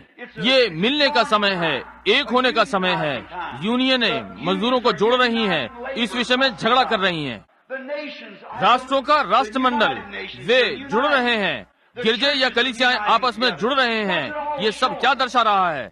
ये दर्शा रहा है कि मसीह और दुल्हन का जुड़ना तय है। ये यही बोल रहा है। इन सब बातों की छायाएं दर्शा रही हैं कि मूल आ रहा है। अब ध्यान दें, जैसे कि हम बंद करते हैं क्योंकि मुझे बहुत देरी हो रही है। अब ध्यान दें, इस महान घड़ी में जब जीवित रहने की सारी आशाएं समाप्त हो चुकी थीं, उन्होंने देखा कोई आ रहा है, पानी पे चलता हुआ पास आ रहा है। और वो बात, उसका दुखद भाग, ध्यान से सुने, केवल एक चीज जो उनकी सहायता कर सकती थी। वे डरे हुए थे। उन्होंने कहा, ये भूत दिखाई पड़ता है। आप जानते हैं, ये हो सकता है एक आत्मा। यदि ये फिर घटित नहीं हुआ, वे इससे डर गए। वे भावी बताने वालों से डर गए। आप किसी प्रकार की शैतानी शक्ति से डर गए। जब यीशु ने कहा, ये इस दिन में घटित होगा, केवल एक चीज जो उनकी सहायता कर सकती थी, वो यीशु मसीह, कोई दूसरी नामधारी कलीसिया नहीं। वे सारे के सारे नहीं मिल रहे हैं। वे इसे पहले से भी और खराब करने जा रहे हैं। केवल एक ही चीज आपकी सहायता कर सकती है, वो यीशु मसीह। जब उसने अंतिम दिनों में आने की प्रतिज्ञा की इस रूप में, और ये प्रतिज्ञा पूरा करने के लिए, जैसे कि प्रतिज्ञा किया हुआ पुत्र अब्राहम के पास लौटा, पहला बीज, अब्राहम का शाही वंश यीशु होगा, कहा वही चीज देखेगा। प्रतिज्ञा किए हुए पुत्र से पहले परमेश्वर स्वयं को देह में प्रकट करेगा, और वैसे ही करेगा जैसे यीशु ने किया, जैसा कि उसने कहा वो करेगा, जैसे कि अंतिम दिनों में करने के लिए कहा गया। और यहाँ पर वे सारी प्रतिज्ञाएं जिन्हें दर्जनों की संख्या में हम आपके सम्मुख रख सकते हैं, ठीक यहाँ आपके सम्मुख, जो कि ये घटित होने थे। और वो कलीसियाएं जिन्हें इसे स्वीकार करने के लिए हाथ बढ़ाना चाहिए था, मैं आंशिक रूप से इससे डरता हूँ। वे हमारे झुंड से संबंधित नहीं है, देखा, और वे इससे भयभीत हैं। केवल एक चीज उन्हें मसीह के पास ला सकती है, वह स्वयं मसीह है, और वे इससे डरते हैं कि ये डरावना है। ओह, मैं नहीं जानता, वो आत्मा संबंधित हो सकता है, आप समझे, और मैं इसके विषय में नहीं जानता। भयभीत होना ही केवल एक चीज थी जो कि उनकी सहायता कर सकता था। और निराशा की इस अंधकार की घड़ी में वे चुनी हुई कलीसिया, वो झुंड जो यहाँ पर उपस्थित है, डरता है कि ये भूत संबंधित हो सकता है। वे इसके साथ कोई मतलब नहीं रखना चाहते। तब वो मीठी आवाज आती है, डरो नहीं, ये मैं हूँ। वो वचन है, क्या वो नहीं है? वो वचन होने के लिए कभी नहीं बदलता। अब आप क्या वचन को ये कहते हुए नहीं सुनते, वो कल, आज और सर्वदा एक सा है। भयभीत ना हो, ये मैं हूँ। हम अपने सिरों को झुकाएं। स्वर्गीय पिता, सांझ गर्म है, घड़ियां अंधकार में हैं। किस प्रकार आग वेदी पर से चली गई। आप खेत में से चुन रहे हैं। आपने कहा, राज्य उस मनुष्य के समान है जो जाल लेकर समुद्र पर गया और उसमें डाला, और जब उसने उसे बाहर खींचा, राज्य इस प्रकार का था। प्रभु परमेश्वर, किसी दिन अंतिम मछली जो पानी में है, आपने कहा उन्होंने सब प्रकार के ले लिए। वो सुसमाचार का जाल सब प्रकार के पकड़ता है। वो कछुआ पकड़ता है, बदबू वाली मछली, केकड़े, सांप, कबाड़ खाने वाली मछली। हम नहीं जानते कि वो क्या पकड़ता है, परंतु वहाँ कुछ मछलियाँ हैं जिसके पीछे आप हैं। आप ही हैं जो न्यायी हैं। परंतु हम अनुभव करते हैं, जल्द ही कछुआ, बदबू वाली मछली और सब वापस कीचड़ में चले जाएंगे, वापस पानी में। परंतु किसी दिन वो अंतिम मछली जो कि अभिषेक और पहले से ठहराई हुई है, उसको अंदर आना है। देह का वो अंतिम भाग झील में से निकाल ली जाएगी। आपने Luther, Wesley, Alexander Campbell, John Smith, Calvin Knox, Finney, टैंक के और आदि आदि के पेंटिकॉस्टल युग में F.F. बॉसवर्थ और फ्रेंचमैन उन महान लोगों के दिनों में जाल फेंका। आपने बिली संडे के दिनों में जाल फेंका उन युगों में होते हुए, और अब आप अब भी समुद्र को छान रहे हैं। क्या कोई आज रात्रि यहाँ बैठा है प्रभु? यदि है, होने दें कि वे कुएं पर की उस छोटी महिला के समान हो, यहाँ तक कि अपने व्यभिचार की दशा में वो फिर भी पहचानती थी कि आप मसीह थे। उसने वो चिन्ह देखा, वो वही था। उसने कहा, मुझे प्रतीत होता है कि आप भविष्यद्वक्ता हैं। उसका कोई विचार नहीं था कि वो मसीह हो सकता है। उसने कहा, हम मसीह की राह देख रहे हैं। दूसरे शब्दों में, हम जानते हैं कि जब मसीह आएगा वो हमें ये सारी बातें बता देगा। और आपने कहा, मैं वही हूँ। वो यही था। अब आज रात्रि प्रभु वे ये देखें कि ये मैं हूँ। डरो मत, ये मेरी प्रतिज्ञा है। रोगियों को चंगा करें प्रभु, खोए हुओं को बचाएं, खाली को भर दें। होने दे कि आज रात्रि हम जाएं और अपने हृदय में कहें, जब हम उनके समान जो अमाउस से आए थे जा रहे थे, तो क्या हमारे हृदयों में उत्तेजना न हुई जब आज रात्रि उसने भवन में हमारी सेवा की, उसकी दिव्य उपस्थिति। उन्होंने कैसे जाना कि ये आप थे? उन्होंने आपको भीतर आने के लिए निमंत्रण दिया और उनकी आंखें खुल गईं। होने दे कि हम में से प्रत्येक आज रात्रि आपको निमंत्रण दे। यदि हम नहीं समझते तो हम आपको भीतर आने के लिए निमंत्रण दें, जैसे कि हो। केवल यही मात्र एक मार्ग है कि आप स्वयं को प्रकट करें। और हमने ध्यान दिया कि किस विधि से आपने स्वयं को पुनरुत्थान के पश्चात प्रकट किया। आपने कुछ वैसा ही उसी प्रकार से किया जो आपने क्रूस पर चढ़ने से पहले किया था। अब आज रात्रि प्रभु आए। आपने कहा कि आप कल, आज और सर्वदा एक से हैं। हमारे लिए फिर से करें, जैसे कि आपने अपनी देह के दिनों में जब आप पृथ्वी पर खड़े थे किया। हम उन लोगों के समान हल्के हृदय के साथ घर जाएंगे। यीशु के नाम में हम प्रार्थना करते हैं, आमीन। अब आज रात्रि सभा में मैं जानता हूँ कि बहुत बुरी गर्मी है और बाहर निकलने के लिए हमारे पास 20 मिनट और हैं। मैं जो करता हूँ मैं उसे रोक नहीं सकता या बंद नहीं कर सकता। मैं किसी चीज के द्वारा उभारा जा रहा हूँ। मेरे सारे जीवन में सदा ऐसे ही हुआ है और ये सदा सही रहा है। इसने मुझे कभी कुछ नहीं बताया, केवल वही जो बाइबल में था। मैं इसे नहीं रोक सकता। मैं इस विषय में कुछ नहीं कर सकता। जैसा भी है ये करता है। और मुझे निश्चय है, यदि मैं आज्ञाकारी हूँ तो कोई है जिसे इसकी आवश्यकता है और मैं आज्ञाकारी रहूंगा। और उस दिन मैं उस महान पौलुस के समान होना चाहता हूँ। संत पौलुस ने कहा, मैं किसी मनुष्य के लहू का दोषी नहीं। मैं आपको सत्य बता देना चाहता हूँ, ना कि जैसा मैं हूँ। मैं आपसे प्रेम करता हूँ। और यदि आपके पास एक छोटा लड़का हो, महिला, इसके लिए सोचता हूँ, आप जिन्हें मैंने कुछ क्षण पहले फटकारा था, आप बहनें, आप जिनके कटे हुए बाल हैं और आदि आदि बातें। यदि आपके पास एक छोटा लड़का है, बाहर सड़क पे बैठा हो, और आपने कहा, प्रिय जूनियर, अच्छा है कि तुम अंदर आ जाओ। प्रिय, हो सकता है, मैं नहीं जानता, हो सकता है वे तुम्हारे पास से अपना वाहन चला कर ले जाएं, तो आप उस बालक से प्रेम नहीं करते। ये ठीक बात है। आप वहाँ बाहर जाएंगे और उसे झकझोड़ेंगे या उसे भीतर लेकर आएंगे। ये ठीक बात है, आप उससे प्रेम करते हैं। सुसमाचार इसी प्रकार से है। परमेश्वर आपसे प्रेम करता है और वे जिन्हें प्रेम करता है, प्रत्येक उस बालक को जो उसके पास आता है, वो ताड़ना देता और डांटता है। यदि आप ताड़ना को सहन नहीं करते हैं तो आप चले जाते हैं और इस विषय में क्रोध करते हैं, तो आप अवैध संतान हैं। आप परमेश्वर की संतान नहीं हैं। इसलिए स्मरण रखें, ये केवल पवित्र वचन है। अब एक वचन उसकी ओर से, एक शब्द, वो मेरे जीवन में लाखों बार बोलने से अधिक होगा। ये वो है। हम उसकी प्रतिज्ञा जानते हैं। हम जानते हैं करने के लिए क्या प्रतिज्ञा की है। अब मैं नहीं जानता कि वो हम वहाँ से होंगे। क्या उसने प्रार्थना पत्र बांटे हैं? क्या तुमने आज पत्र बांटे हैं? ये क्या था? ठीक है। समय बचाने के लिए हम नंबर 1 से आरंभ करें। अब वे लगभग पूरे भवन में हैं। जे नंबर 1। और अब हमारे पास कुछ बिखरे हुए हैं। एक बार हमने यहाँ से आरंभ किया, इस वाले से, बाद में कुछ पीछे से और इधर से और उधर से, परंतु हमने उन्हें सब में मिला दिया। परंतु वे लोग जो यहाँ प्रतिदिन आते हैं, उन्हें अवसर है कि पंक्ति में आएं। इसका ये अर्थ नहीं है कि आप यहाँ इस सभा में कितने जानते हैं। यहाँ पर लगभग दुगने लोग सभा में चंगे हुए, जितने कि यहाँ ऊपर मंच पर चंगे हुए। निश्चय ही आप ये जानते हैं। देखिए, प्रार्थना पत्र तो केवल लोगों को यहाँ बुलाने के लिए है। पवित्र आत्मा उनके बीच में आए, क्योंकि ऐसा करने में आप अभ्यस्त हैं। यहाँ तक कि हमारे पास अभी भी नहीं है। हम प्रार्थना पत्रों को हटा सकते हैं। जैसा कि हमने गत रात्रि किया। गत रात्रि हमारे पास प्रार्थना पत्र नहीं थे। पवित्र आत्मा उनके बीच गया, उनके पास प्रार्थना पत्र नहीं था। और मैंने बहुत सी चीजें देखी। मैंने उनके विषय में कुछ नहीं कहा क्योंकि मैं नहीं जान पाया कि ये ऐसे ही था या नहीं। अंधेरा उनके ऊपर अभी भी था और मैंने बस उसे छोड़ दिया। मुझे नहीं मालूम था, उन्हें बुलाने का कोई लाभ नहीं था।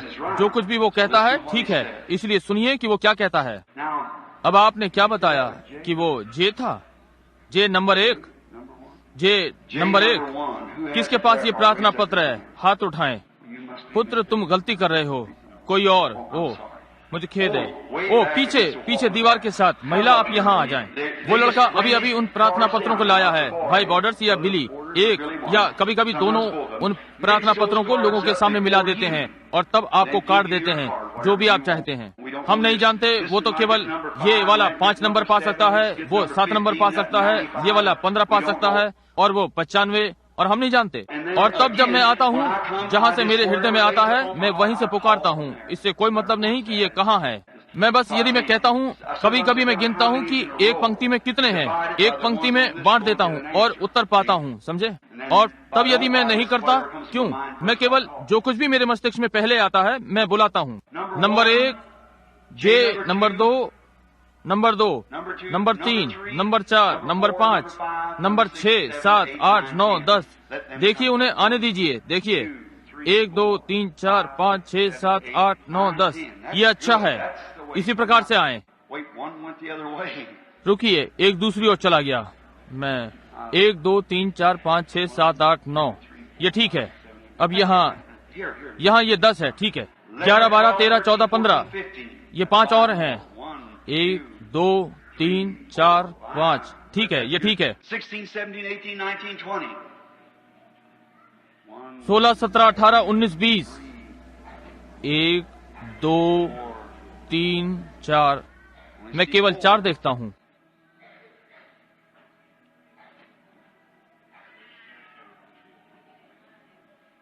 20। क्या 20 ने उत्तर दिया? ठीक है। अब हम नहीं चाहते कि आप बहुत सारे एकदम खड़े हों। अब यदि हम इनमें से होकर, और ये काफी है, हम कुछ और को भी लेंगे। हम नहीं बुलाते। हो सकता है हम थोड़े से औरों के लिए भी कोशिश करेंगे। 5 और के लिए कोशिश करें। 21 से 25 तक। 1, 2, 3 पीछे, वहाँ पीछे 4। 1, 2, 3, 4। ये 5 हैं। ठीक है। अब हम यहीं रुकें। अब पंक्ति में 25 हैं और इन्होंने यहाँ पंक्ति बना ली है। अब मैं आपसे एक सहयोग चाहता हूँ। क्या आप मेरी ओर अपना पूरा ध्यान देंगे अगले 15-16 मिनटों के लिए? क्या आप ऐसा करेंगे? क्या आप ऐसा करेंगे? अपना पूर्ण हृदय खोलेंगे? अब स्मरण रखिए मैंने क्या कहा है। इसे अपने कानों पर से ना निकलने दें, जैसे कि बत्तख की पीठ पर पानी डालना, जैसे कि पुरानी कहावत है। ऐसा ना करें। इस पर विचार करें। यदि मैं आपको कोई ऐसी बात बताऊं जो कि वचनानुसार ना हो और इस घड़ी के लिए प्रतिज्ञा, तो आपका कर्तव्य है कि आकर प्रबंधक से मिलकर उसे इस विषय में बताएं। ये ठीक बात है। मैं वचन को छोड़ और कुछ नहीं सिखाता। और यदि मैं वचन के साथ बना रहता हूँ और यदि मैं कहता हूँ कि ये इस प्रकार से है और परमेश्वर ये बाइबल में है, यदि प्रभु का दूत मुझे कुछ ऐसा बताता है जो बाइबल में नहीं है, तो ये परमेश्वर का दूत नहीं है। ये ठीक बात है। उसने एक बार भी ऐसा कुछ नहीं बताया जो वचन में ना हो, और आप मेरे गवाह हैं। उसने कभी भी सैकड़ों, हजारों, हजार बार और संसार की भाषाओं में कभी भी ऐसा नहीं बताया। उसने एक बार भी गलत बात नहीं बताई या कोई ऐसी बात नहीं कही जो घटित ना हुई हो। सुनिए, प्रबंधक और उनसे जो वे यहाँ पर हैं पूछें, ये जो कुछ आप यहाँ देखते हैं ये उसका परिपक्व रूप है। क्या ये ठीक है भाइयों? क्यों? वहाँ बाहर और अंदर निजी जीवन में जहाँ वो कहता है इस स्थान में जाओ और ये देखो और ये घटित होगा और यहाँ पर ये कहो, ये निरंतर सारे समय वर्ष दर वर्ष होता है। लोग जो इस सभा में हैं केवल ये छोटी छोटी चीजें देखते हैं, परंतु यदि आप भक्ति भाव में रहेंगे। अब यहाँ इस प्रार्थना पंक्ति में जितने खड़े हैं मेरे लिए अपरिचित हैं। यदि आप हैं तो अपने हाथ उठाएं। ठीक है। कितने यहाँ पर ऐसे हैं जो जानते हैं कि मैं उनके विषय में कुछ नहीं जानता? अपने हाथ उठाएं। अब जबकि धन्यवाद। मैं चिंता नहीं करता कि आप कहाँ हैं। यदि आप बालकनी में हैं, दीवार के सहारे, सारे में, जहाँ कहीं भी हैं, मैं करने जा रहा हूँ। अब ये आपकी भलाई के लिए है, ये आपके लाभ के लिए है। देखिए, ये आपके लाभ के लिए है। मैंने सोचा कि ये मेरा छोटा पोता मुझसे बातें कर रहा है, परंतु वो नहीं था। आज रात्रि मेरा छोटा पोता यहीं कहीं पर है, वो इतना ही बड़ा है, और मैंने सोचा ये छोटा पॉल था, और वो सदा यही कहता है कि वो मंच पर आकर खड़ा होकर मेरे लिए प्रचार करेगा, और वो अभी 2 वर्ष का पूरा नहीं हुआ है। मैं सोचता हूँ कि वो छोटा लड़का अपनी माँ को ढूंढ रहा है। इसलिए स्मरण रखें, मैं आपकी सहायता करने का यत्न कर रहा हूँ। मैं परमेश्वर ये जानता है कि मैं आपकी सहायता करने का यत्न कर रहा हूँ। देखा? अब देखिए, मैं चाहता हूँ कि आप लाभ उठाएं यदि वो हमारे बीच में आता है। अब उस व्यक्ति यीशु मसीह के विषय में सोचें जो शरीर में कार्य कर रहा है, जैसा कि उसने अंत में करने की प्रतिज्ञा की है। कितने जानते हैं कि उसने ये प्रतिज्ञा की है? वैसे ही जैसे नीचे सादोम में था, जब सरदूत ने अपनी पीठ घुमाई और वो परमेश्वर था। क्या आप विश्वास करते हैं कि वो परमेश्वर था? कितने विश्वास करते हैं कि वो परमेश्वर था? निश्चय ही वो था। बाइबल कहती है कि वो यीशु ने इसका उल्लेख किया। अब ध्यान दें, अब आप वहाँ बिना प्रार्थना पत्र के हैं। मैं चाहता हूँ कि आप मेरे लिए कुछ करें, चाहे आप जहाँ हों।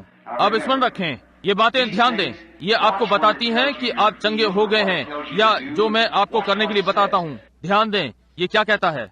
यदि ये केवल आपको बताता है कि अपना विश्वास बनाएं, और जब आपका विश्वास उस बिंदु तक आ जाता है तो आप बढ़कर और परमेश्वर को स्वीकार करें। ये मैं नहीं हूँ, क्योंकि स्वर्गीय पिता ये जानता है। मैं यहाँ पर पंक्ति देखता हूँ, मैं एक भी व्यक्ति अपनी जान पहचान का नहीं देख पा रहा हूँ। मैं नहीं देख सकता, परंतु लगभग 2 या 3 लोग सारी सभा में जिनको मैं जानता हूँ। इस समय मैं नहीं जानता, मैं कह सकता हूँ एक दिखाई पड़ता है। मैं उस एडमंड वे को जानता हूँ, वो कुछ मिनटों पहले यहाँ था। मैं सोचता हूँ कि मैंने उसे देखा, मैं चूक गया। यदि मैं गलती ना करूँ, एक पुरुष और उसकी पत्नी, मैं उन्हें देखता हूँ जिन्हें मैं जानता हूँ, और एक छोटी लड़की जिसका नाम फ्रिट्जिंगर है, ओहियो से हैं। क्या वही है भाई आप फ्रिट्जिंगर? आप घुमाऊ में बैठे हैं जहाँ वहाँ भाई और बहन फ्रिट्जिंगर हैं, ओहियो से मेरे मित्र हैं। और इन्हें छोड़कर यहाँ ये पीछे बैठे हैं। यहाँ इस ओर मैं देखता हूँ एक बूढ़ा व्यक्ति 92 वर्ष में चल रहा है, जिनका नाम विलियम डाउच है। वो और उनकी पत्नी, वो नर्स है। ओहियो में विलियम डाउच मेरे बड़े घनिष्ठ मित्र हैं। अधिक समय नहीं बीता, वे 91 वर्ष के थे। उनका हृदय बंद हो गया था, हृदय का दौरा, और उनकी पत्नी ने मुझे बुलाया कि जल्द से आ जाएं। वो उस समय मर रहा था, और फिर वो मेरा बहुत ही घनिष्ठ मित्र रहा है। मैं उन्हें देखने जा रहा था, मैं चिंतित था, और मैं रुका, और मेरा एक पहिया बाहर को निकल रहा था, और मेरा टायर कटकर टुकड़े टुकड़े हो रहा था, और मैं टेक्साको में ठहराव में आ गया और जाकर थोड़ा सा पेट्रोल लिया, और उन्होंने निकलकर उसे देखा, और मैंने देखा भाई डाउच मेरे आराधनालय से निकलकर बाहर आ रहे हैं, मुझसे हाथ मिला रहे हैं। मैंने कहा प्रभु की महिमा हो।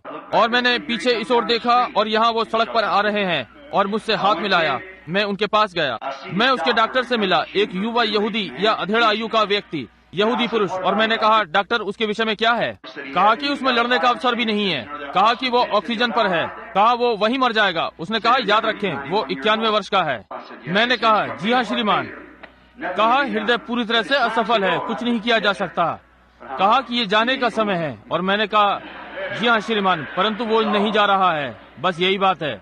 मैं भीतर गया और अपना हाथ ऑक्सीजन के तंबू में डाला। मैंने कहा भाई डाउच, क्या आप मुझे सुन सकते हैं? उसने मेरी ओर देखा। वास्तव में उसका नाम वो जर्मनी है, DAUGH, और मैं केवल डाउच उच्चारण करता था। देखा, मैंने अपना हाथ ऑक्सीजन तंबू में डाला और कहा भाई डाउच, तुम मुझे सुन सकते हो? उसने कहा हाँ। मैंने कहा आप नहीं जा रहे हैं। मैंने देखा तुम नहीं जा रहे हो। तब से 1 सप्ताह पश्चात मेरे आराधनालय में खड़े थे, जो कि आराधनालय में से चले आ रहे थे। परंतु भाई डाउच, मैंने सभा को छोड़ा और नदी पर एक कैफेटेरिया में पहुंचा खाने के लिए। और जब मैं कार में से बाहर निकला और सड़क पर जा रहा था, तो भाई डाउच अपने हाथ उठाए हुए आ रहे थे।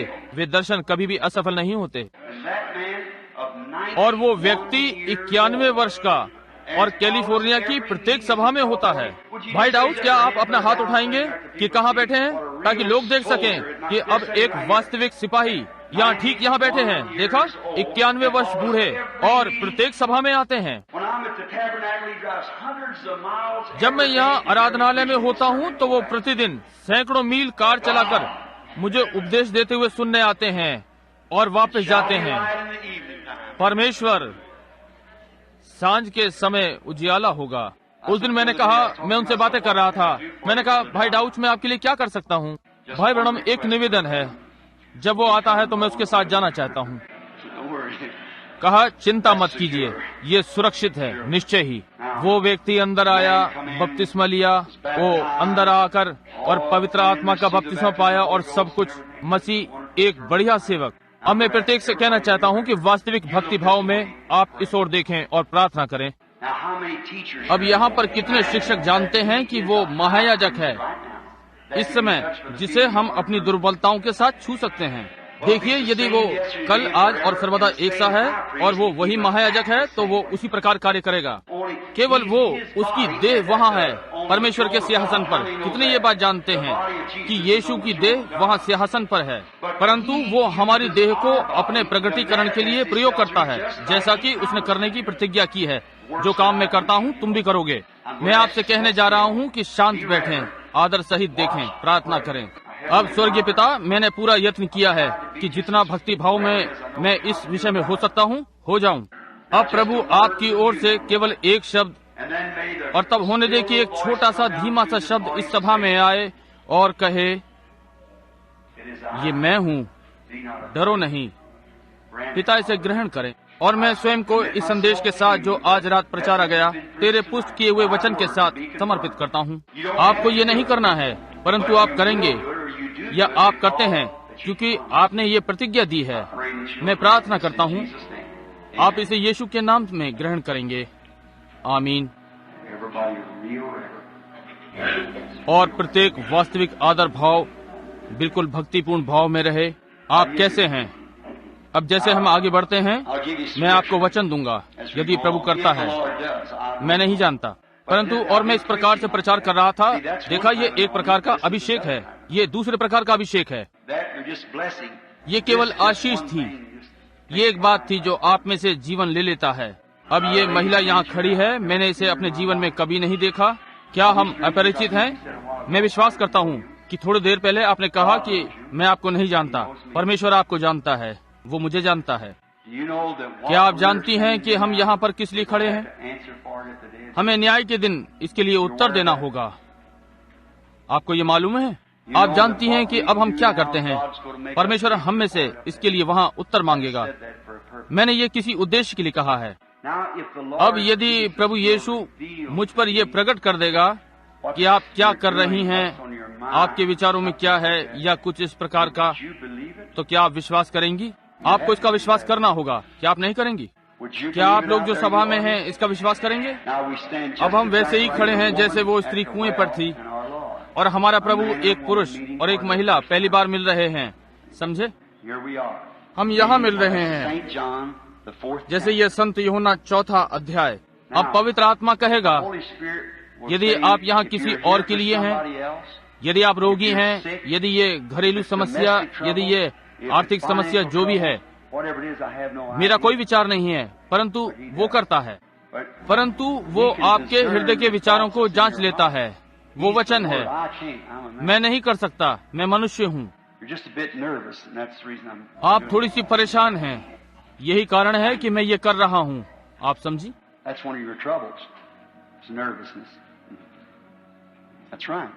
घबराहट आपकी एक परेशानी है, ये ठीक बात है। और आपको प्रमेह रोग भी है, ये दूसरी चीज है जो गड़बड़ है। ये ठीक बात है। उलझने, बहुत सी चीजें गड़बड़ हैं, ये ठीक बात है। यदि ये ठीक है तो अपना हाथ उठाएं। देखा? क्या आप विश्वास करती हैं कि वो आपको चंगा कर देगा? आप करती हैं। अब ये घबराहट आपकी आयु के कारण है, देखिए, परंतु अब ये आपको छोड़ देगी। और मैं विश्वास करता हूँ कि विश्वास के द्वारा हम कैलवरी पर जाएंगे और रक्तदान करेंगे। अब बिल्कुल ठीक यही जो उसने किया। उसने उस स्त्री को कुएं पर बताया कि उसकी क्या परेशानी थी। उसके बहुत सारे पति थे, आपका क्या था? मैं सोचता हूँ घबराहट और 2 या 3 और चीजें आपके साथ गड़बड़ हैं। ये ठीक बात है कि नहीं? ये वही बात है। अब जब वो शमौन के पास आया, उसने बताया कि वो कौन था। क्या विश्वास करती हैं कि परमेश्वर मुझे बता सकता है कि आपका क्या नाम है? क्या इससे आप अधिक विश्वास करेंगी? ये करेगा। श्रीमती स्ट्रॉन्ग स्टाउट, क्या आप विश्वास करती हैं? जाएं और विश्वास करें, और आप ये समाप्त हो गया। आमीन। आइए, आप विश्वास करते हैं? मैं आपके लिए भी अपरिचित हूँ, मैं आपको नहीं जानता, परमेश्वर आपको जानता है।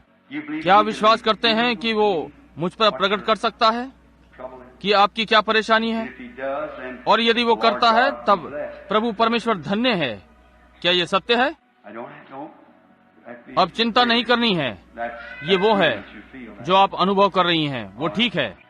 आप भी घबराहट की स्थिति से परेशान हैं, मस्तिष्क की विकलता, और बहुत सरलता से टूट जाते हैं, और मूत्राशय रोग से पीड़ित हैं।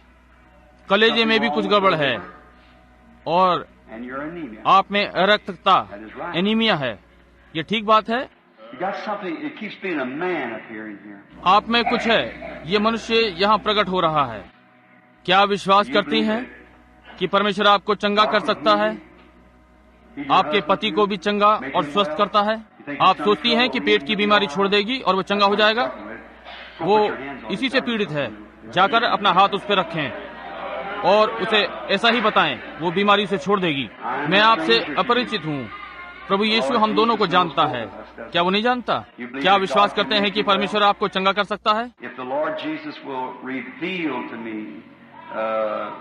यदि प्रभु यीशु मुझ पर ये प्रकट कर दे वो बात जो कि आपके हृदय में है, क्या विश्वास करते हैं कि वो आपको चंगा कर देगा?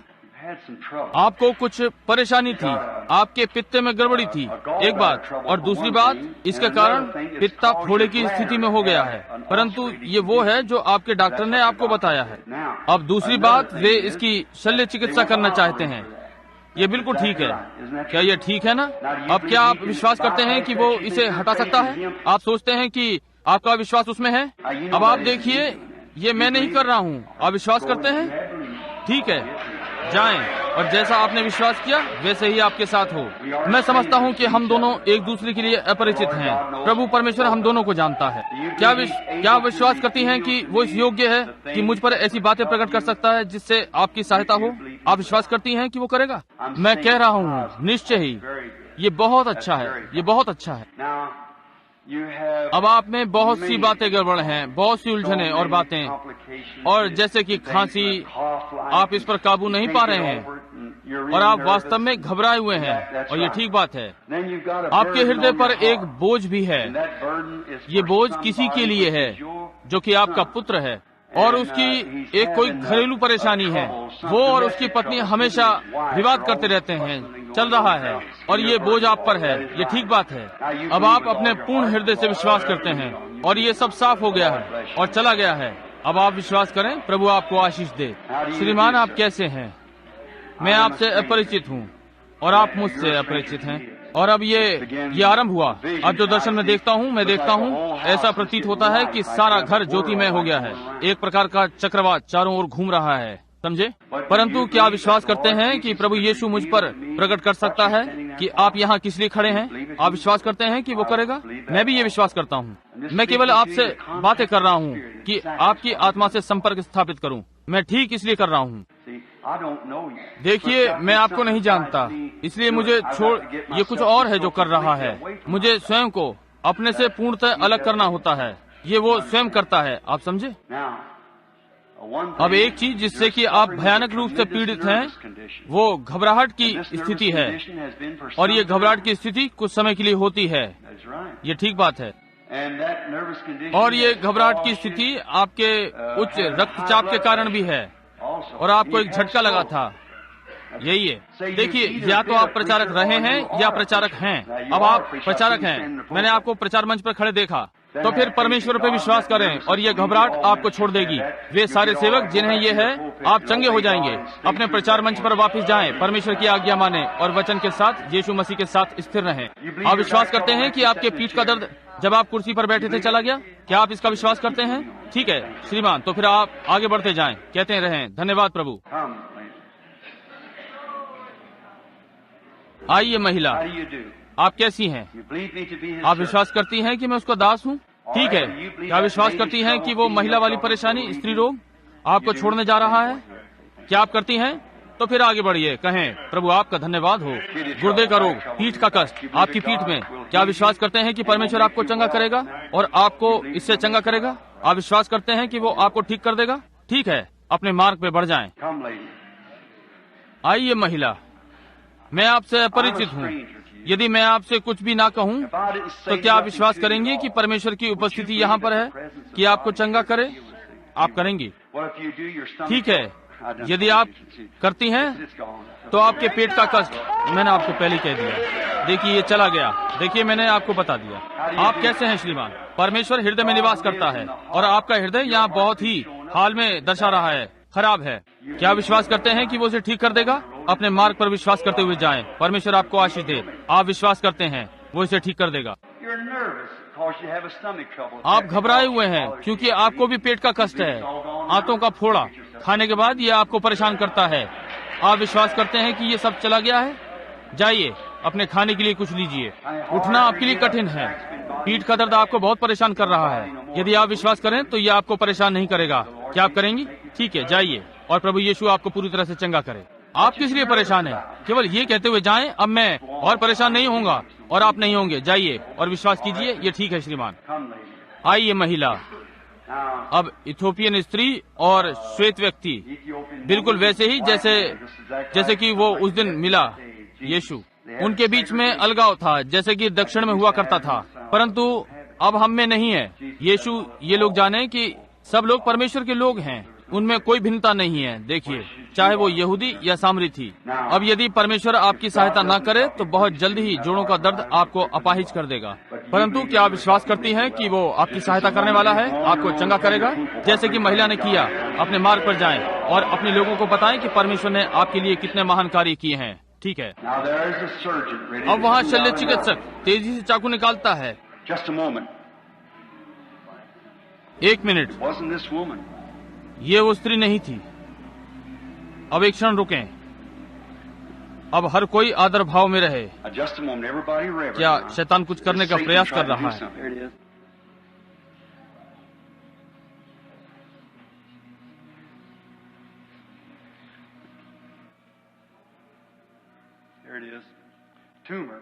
यहाँ है फोड़ा।